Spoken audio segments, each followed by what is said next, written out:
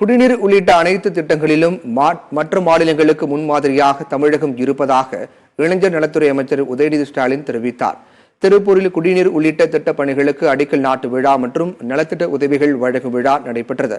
இதில் அமைச்சர் உதயநிதி ஸ்டாலின் கலந்து கொண்டு 4வது கூட்டு குடிநீர் திட்டத்தை தொடங்கி வைத்தார். பின்னர் நிகழ்ச்சியில் பேசிய அவர், தமிழகத்தில் செயல்படுத்தப்படும் திட்டங்களை தெலுங்கானா மாநிலத்தை ஈர்த்துள்ளதாகவும் தமிழகம் அனைத்து மாநிலங்களுக்கும் முன்மாதிரியாக உள்ளதாகவும் கூறினார். நாம திட்டங்களை மக்களுக்கு தருகின்றோம். பாராட்டும் அங்கீகாரமும் வாழ்த்தும் 8 திக்கில் இருந்தோ நம்முடைய மாநிலத்திற்கு நம்முடைய முதலமைச்சருக்கு வந்து கொண்டிருக்கிறது. நம்முடைய அரசினுடைய திட்டங்களுக்கு நீங்கள் தான் தூதுவர்கள், பிராண்ட் அம்பாசிடர்ஸ்.